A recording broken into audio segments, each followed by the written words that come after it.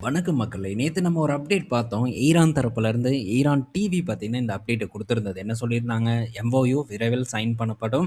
Hormuz வழியில கப்பல் போக்குவரத்து சீரா நடக்கும் அப்படிங்கிற ஒரு உறுதிய பார்த்தீங்கன்னா, அவங்க குடுத்திருந்தாங்க. ஆனா, இதுக்கு அமெரிக்கா வந்து மறுப்பு தெரிவிச்சிருக்காங்க. ஸோ, எப்படி நீ இதெல்லாம் சொல்லலாம்? எப்பவுமே நான் தானே சொல்லுவேன். நீ எதுக்கு இந்த டைம் சொன்ன? அப்படின்ட்டு ஒரு தாக்குதல வந்து நேத்து நடத்தியிருக்காங்க. ஸோ, இதனால அகைன் க்ரூட் ஆயில் பார்த்தீங்கன்னா, ஒரு ஏற்றத்த வந்து இன்னைக்கு டேல குடுத்திருக்கு. ஒரு 5% வரைக்கான ஏற்றம் இன்னைக்கு டேல ஏற்பட்டிருக்கு. ஸோ, இப்போதைக்கு நம்ம மார்க்கெட் ஓப்பன்ல இல்ல. ஈவினிங் பார்த்தீங்கன்னா, க்ரூட் ஆயில் மார்க்கெட் ஓப்பன் ஆயிரும். ஸோ, அப்போ அதோட எப்படி ஒரு இம்பாக்ட் ஏற்பட்டிருக்கு, எவ்வளோ ஏறியிருக்கு அப்படிங்கிறத பற்றியெல்லாம் நம்ம டிஸ்கஸ் பண்ணுவோம். ஸோ, நேத்து அடடடா! நல்ல செய்தி வந்துருச்சே அப்படின்ட்டு நம்ம வந்து நெனச்சோம். ஆனா, அது வந்த சில நிமிடங்கள்ல, சில நேரங்கள்லயே பார்த்தீங்கன்னா, அடுத்த கெட்ட செய்தி.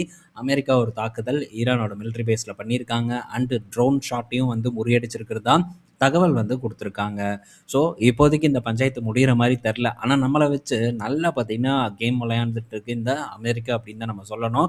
ஸோ, ஒரு நாள் விட்டு ஒரு நாள் பார்த்தீங்கன்னா, போர் முடிஞ்சிருச்சு. நாங்க வந்து பேச்சுவார்த்தைய முடிக்க போறோம் அப்படின்ட்டு அப்டேட்ட வந்து குடுக்குறது. சொல்லி வாய மூடுறதுக்குள்ள அடுத்த நாள் பார்த்தீங்கன்னா, இந்த மாரி ஏதாச்சும் ஒரு வேலைத்தனத்த பண்ண வேண்டியது. ஸோ, ஆக மொத்தத்தில இந்த பிரச்சனை இப்போதைக்கு முடிய போறதில்லன்னு நான் நெனைக்கிறேன். ஸோ, இதனால இன்ஃப்ளேஷன் தல ஆடப்போது. அகெயின் இன்ட்ரெஸ்ட் ரேட் ஏறப்போது.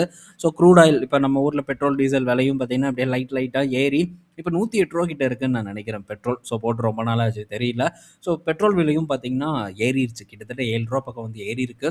ஸோ, இதனால கண்டிப்பா பாதிப்பு பார்த்தீங்கன்னா, நம்மள மாரி பல நாடுகளுக்கு வந்து டெஃபினட்டா வந்து இருக்கும். ஸோ, இதனால இன்னும் மார்க்கெட் எந்த அளவுக்கு ஒரு பாதிப்பு அடைய போகுது அப்படிங்கிறத நம்ம பொறுத்திருந்து தான் வந்து பார்க்கணும். பட் டெஃபினட்டா பஞ்சாயத்து இருக்கு அப்படின்னா, கண்டிப்பா மார்க்கெட்லயும் ஒரு பஞ்சாயத்து ஏற்படத்தான் செய்யும். அதுல எந்த விதமான மாற்று கருத்தும் இல்ல. நேத்து ஈரான் கிட்ட இருந்து வந்த அப்டேட் பார்த்ததும், ஓகே மார்க்கெட் நல்லா பெர்ஃபார்ம் பண்ணும் அப்படின்னு நான் நெனச்சேன். ஆனா, இன்னைக்கு மார்க்கெட்டே லீவு.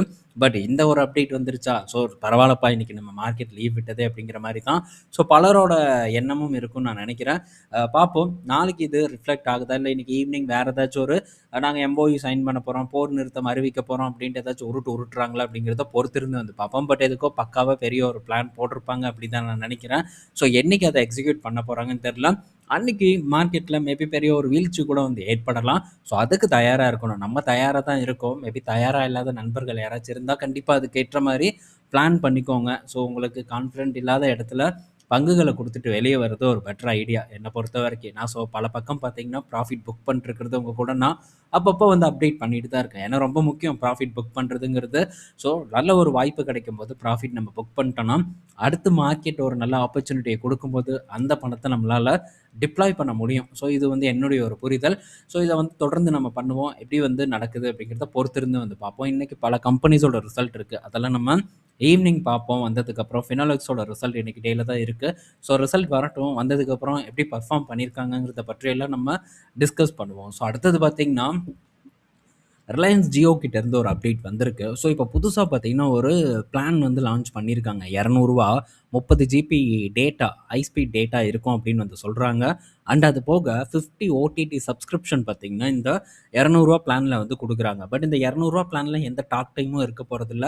கம்ப்ளீட்டா பார்த்தீங்கன்னா, ஓடிடி சப்ஸ்கிரிப்ஷன் அண்ட் 30 ஜிபி டேட்டாவ பார்த்தீங்கன்னா, இவங்க ஃப்ரீயா ப்ரொவைட் பண்றாங்க. இதுல ஜியோ ஹாட்ஸ்டார் இருக்க போகுது.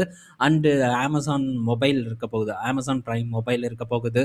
சன் நெக்ஸ்ட், ஜீ5, சோனி லிவ் போன்ற முன்னணி ஓடிடி தளங்கள் இது எல்லாமே பார்த்தீங்கன்னா, இந்த சப்ஸ்கிரிப்ஷன் இந்த ரூ. 200 பிளானுக்கு கீழ டைரக்ட்டா பார்த்தீங்கன்னா, நம்ம அவைலபிள் பண்ணிக்கலாம். இது போக யூடியூப் பிரீமியம் சப்ஸ்கிரிப்ஷனும் பார்த்தீங்கன்னா, இந்த ஜியோ பார்த்தீங்கன்னா குடுக்குறாங்க. ஸோ இது அடிஷனல் ஒரு நல்ல செய்தி. இத கண்டிப்பா பல பேர் அடாப்ட் பண்ணுவாங்க அப்படின்னு நான் நெனைக்கிறேன். ஸோ நீங்க என்ன பண்ணுவீங்க? ஸோ மேபி நீங்க ஓடிடி அதிகமா கன்சியூம் பண்ணுவீங்களா? ஸோ கன்சியூம் பண்ற மாரி இருந்தா இத யூஸ் பண்ணுவீங்களா? அப்படிங்கிறத கீழ கமெண்ட் செக்ஷன்ல மென்ஷன் பண்ணலாம். பட் நான் எல்லாத்துக்கும் தனித்தனி சப்ஸ்கிரிப்ஷன் போட்டிருக்கேன். ஸோ ஆல்ரெடி 1 வருஷ பிளான் ஓடிட்டு இருக்கு. எதெல்லாம் நான் பார்ப்பனோ, ஸோ அத அப்படியே பார்த்தீங்கன்னா தொடர்ந்து தான் பண்ணிட்டு இருக்க போறேன். நான் வந்து பெருசா மொபைல்ல 5G எல்லாம் யூஸ் பண்ற ஆள் கிடையாது. ஏன்னா வைஃபை இருக்கு வீட்ல. ஸோ அதனால இந்த பிளான நான் அடாப்ட் பண்ண மாட்டேன். அத நான் இந்த இடத்துல சொல்லிக்கிறேன். ஓகே. ஸோ யூடியூப்க்கும் பார்த்தீங்கன்னா பிரீமியம் போட்டிருக்கேன். பட் யூடியூப் பிரீமியம்லாம் ரொம்பவே வந்து ஜாஸ்தி தான். கிட்டத்தட்ட ரூ.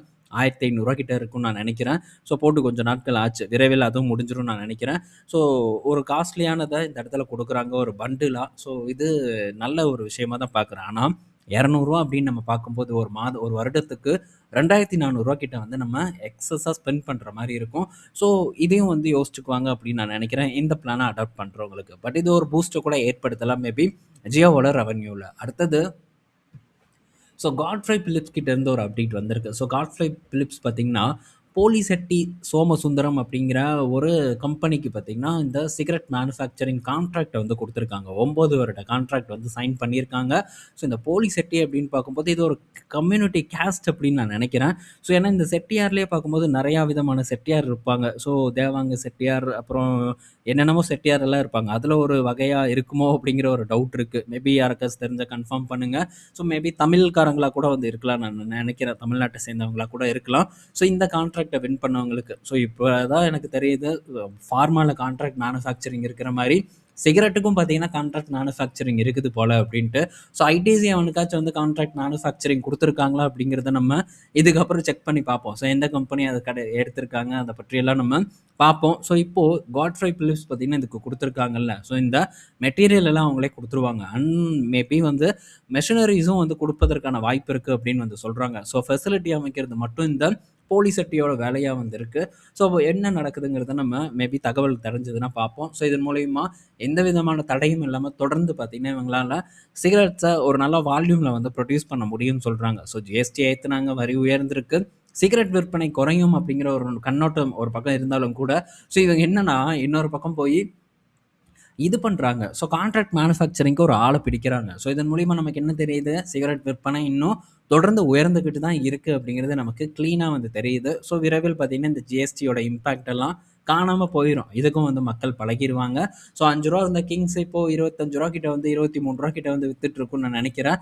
ஸோ இவ்வளோ தூரம் விலை ஏற்றத்தையே வந்து சகிச்சுக்கிட்டு எல்லாரும் வாங்கி யூஸ் பண்ணிட்டு தானே இருக்காங்க. திரும்ப வந்து இதெல்லாம் பெரிய ஒரு விஷயமா இருக்காது. தொடர்ந்து பார்த்தீங்கன்னா, யூஸ் பண்ணிட்டு இருப்பாங்க அப்படிங்கிற ஒரு எதிர்பார்ப்பு இருக்கு. ஸோ இதெல்லாம் நல்ல ஒரு விஷயம் தான். ஸோ நான் பார்த்தீங்கன்னா, எந்த விதமான சிக்கலும் இல்ல. பெரிய அளவுக்கு நம்ம உட்காந்து டீப்பா அனலைசிஸ் பண்ணணும்னு இல்ல. ஈஸியா அண்டர்ஸ்டாண்ட் பண்ணக்கூடிய பிசினஸ் ஐடிசியோடது. ஸோ நல்ல விலையில கிடைக்குது. அதனால ஐடிசிய வந்து நான் தொடர்ந்து ஃபோக்கஸ் பண்ணிட்டுருக்கேன். நேத்து பண்ணேன். அந்த அப்டேட் உங்க கூட ஷேர் பண்ணேன். ஃபர்தரா டிப் நடந்தாலும் தொடர்ந்து பார்த்தீங்கன்னா, இந்த இடத்துல அக்யூமுலேஷன் நான் பண்ணுவேன். ஃபார் லாங் டெர்ம்க்கு மேபி குளோபலா ஏதாச்சும் ஒரு பஞ்சாயத்து வந்தாலோ, ஸோ எஃப்எம்சிஜி அண்ட் உள்நாட்டு வணிகத்த மட்டும் பெரிய அளவுக்கு கான்சன்ட்ரேட் பண்ணக்கூடிய ஐடிசி அந்த டைம்ல ஒரு பெட்டர் பெர்ஃபார்மன்ஸ் கூட குடுக்கலாம். ஸோ அதனால போர்ட்ஃபோலியோல நெறையா இருக்கே, இப்ப இறங்கிட்டு இருக்கே, எதுக்கு வாங்கணும் அப்படின்னு நம்ம நினைக்கக்கூடாது. ஸோ போர்ட்ஃபோலியோல அதிகமா இருக்குன்னா, நீங்க டாப்ல இருக்கும்போது கூட நெறைய அக்யூமுலேட் பண்ணியிருக்கலாம். ஸோ நீங்க வாங்குனதுக்கு கீழ வரும்போது, அத ஆப்பர்ச்சுனிட்டியா தான் வந்து பார்க்கணும். ஸோ அப்படிதான் நானும் வந்து பார்ப்பேன். ஸோ அப்படி பார்த்து நல்ல கம்பெனினா அதில அக்யூமுலேட் பண்றதுல தவறில்ல. ஸோ ஏதாச்சும் ஒரு சின்ன கம்பெனில போய் அக்யூமுலேட் பண்றது அந்த அளவுக்கு ஒரு சிறந்த ஐடியா இல்ல. பட் ஐடிசி என்ன பொறுத்தவரைக்கும் சிறந்த ஐடியா. என்னைக்கு ஏறும்னுலாம் தெரியாது. பட் ஏறும்போது சேர்த்தி குடுக்கும். அண்ட் ஒரு ஸ்டெபிலிட்டிய போர்ட்ஃபோலியோக்கு குடுக்கும் அப்படின்னு நான் நம்புறேன். அடுத்தது ஸோ கால கொடுமடா டேய் அப்படின்னு சொல்ற மாரியான ஒரு நிகழ்வு நடந்திருக்கு. அதுதான் இன்ஃபோசிஸோட மார்க்கெட் கேப்ப அதானி பவர் பார்த்தீங்கன்னா, கிராஸ் பண்ணியிருக்கு. ஸோ இதெல்லாம் எவ்வளோ பெரிய ஒரு விஷயம். ஸோ அந்த அளவுக்கு ஒரு ராலி பார்த்தீங்கன்னா, அதானி பவர்ல வந்து ஏற்பட்டிருக்கு. ஸோ மற்ற பவர் கம்பெனிஸ காட்டியும் அதானி பவரோட வேல்யூவேஷன், அதானி பவரோட மார்க்கெட் கேப் வந்து ரொம்பவே அதிகமா இருக்கு. 4,80,000 கிட்ட இவங்களுடைய மார்க்கெட் கேப் இருக்கு. இதே நம்ம என்டிபிசி எடுத்துக்கிட்டா கூட இந்த அளவுக்குலாம் இல்ல. ஸோ என்டிபிசி பார்க்கும்போது ஒரு 4,00,000 வந்து இருக்கும்னு நெனைக்கிறேன். ஸோ 3,86,000 பார்த்தீங்கன்னா, என்டிபிசியோட மார்க்கெட் கேப்பா இருக்கு. ஸோ இவங்களுடைய கெப்பாசிட்டிக்கு பக்கத்துல கூட வர முடியாது. ஸோ அந்த அளவுக்கு வச்சிருக்காங்க. அப்படி இருந்தும் கூட, ஸோ இவங்க மார்க்கெட் கேப் எங்க இருக்கு? அதானி பவரோட மார்க்கெட் கேப் எங்க இருக்குங்கிறத பாருங்க.